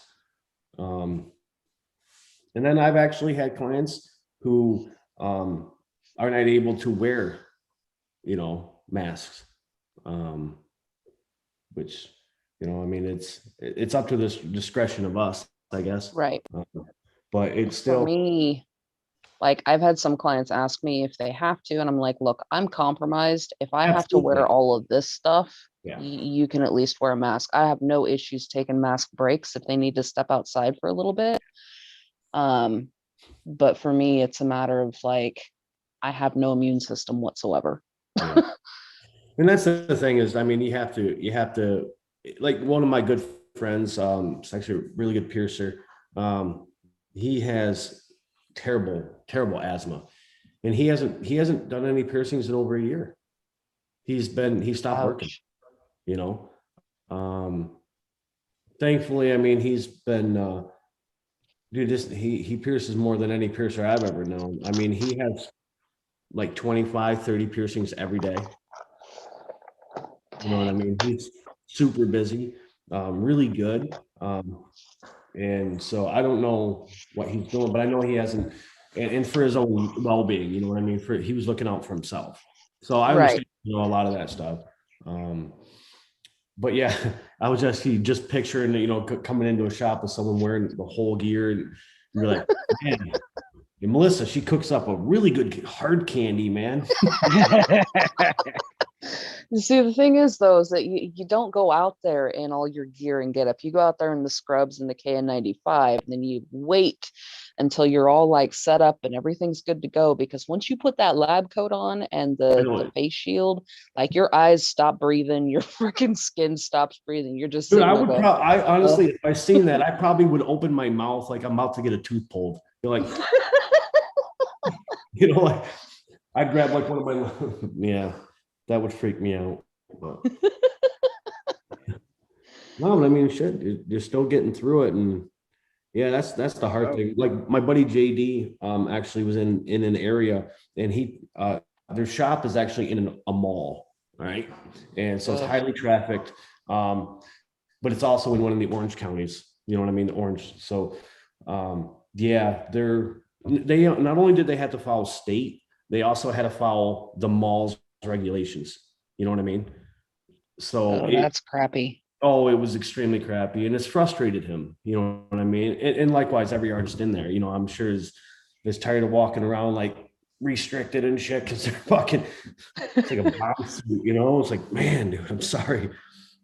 I am thankful Oh. it's just me in shop, so it's like I don't have to work around anybody else's schedule aside from my clients, Yeah. which makes it a lot easier. I feel for all the shops that are having to like schedule their tattooers for 2-3 days versus what they would normally schedule, just because of the space issue and the distancing and stuff. That's the thing I was thinking about with a couple other artists who actually have clients come in from all over and they put them up, I mean, like now it's going to be, you know what I mean? Because Yep. I get upset when I have to go to Rochester. Rochester's got over 200,000 people. And sometimes I have to go up there to buy, because I'm now becoming a camera person and they have like some good camera stores up there. So I'm like experimenting with a bunch of lenses. But I don't even like going up there. You know what I mean? It's, I don't know, just 200,000 people. You know what I mean? It's too peoply. Yeah, it's too peoply. Yeah. And that's unfortunately where like the Apple store is. So, and now I went everything Apple. Right. And so now and I don't know anything about Apple. So I'm constantly on the phone with, the customer care, trying to figure out what I've done wrong. Because it's I'm probably actually not the picking product, up. it's me. I'm finally upgrading my computer. That's number one, and then I'll upgrade the tablet. But I'm finally picking up a MacBook Pro this got one. week once my got taxes one. come in. Wait, I'm you get excited. taxes? Oh yeah, I get them back this year. I'm so excited. I never Oh, do. I'm hoping finally for the first time in like 17 years, I can finally get a return. Nice. Probably not. They're gonna Yeah, keep this is it. the first year I'm getting the return from both state and federal. So I'm just like, oh my gosh, I can actually, get a computer that's not falling apart and crapping out on me. I'll tell you what. So the MacBook, it depends on what you're gonna do. It runs Photoshop. Like I have the 13. I used to have a 15-inch years and years ago, and it lasted me a good 6 years. And then every PC laptop I've had after has only worked for like 2 years for me. So I'm like, all right, I'm going back to Mac. Well, Melissa, I will say go with the M1. Don't go with the Intel. The M1 processor on the new Apple is, dude, it's 33% more efficient than the i7. And that's actually why, if you pay attention to stocks, why Apple's down, because they literally, well, one, they got rid of Intel. So they Right. lost the whole Intel base as well. So people aren't going to be like, oh, the whole Intel posse.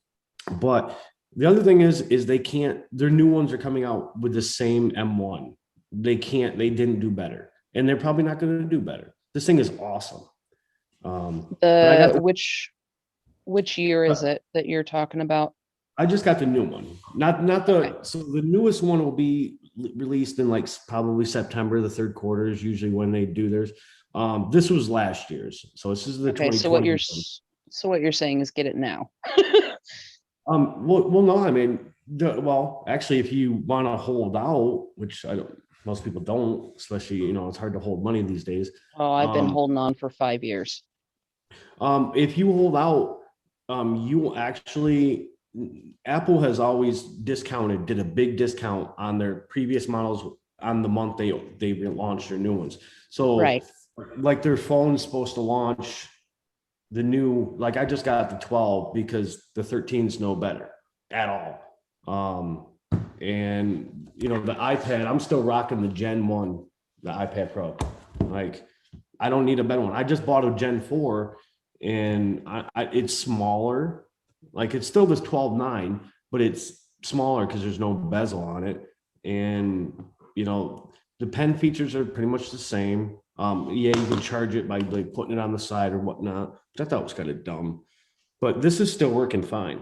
You know what I mean? The battery is kind of weak, but I mean, I just leave it plugged in the whole time. So, Right. yeah, I mean, and the thing is, I mean, I use this, not to bring it, but I have so I use this as like I don't print any reference pieces anymore for tattooing. I use my iPad, I put a barrier over it and then it's there.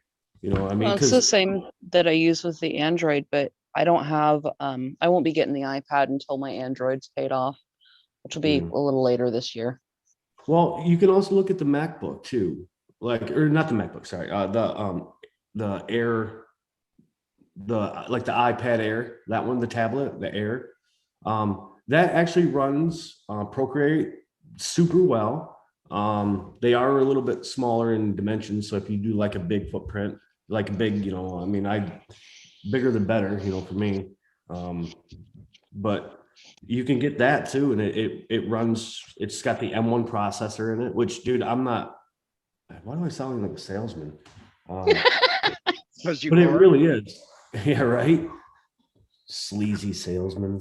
But it really is, and unfortunately, it hurt their stocks. They're not going to do better than what they've done in the past year. So I'd wait another couple of months, and then I would buy the shit out of Apple. Right. Because it's going to go up. Apple always has, you know, historically. But I wish they would have got rid of Intel. I mean, not that I don't know what rift they had with Intel, but, you know, I had an i5 MacBook, and this one is night and day faster. Night and day faster. Well, actually, you, I think this is really an interesting conversation. I am going to end up getting going in just a second, though. Okay. Eric, I did send you a chat message. I don't know if you got it or not within Zoom.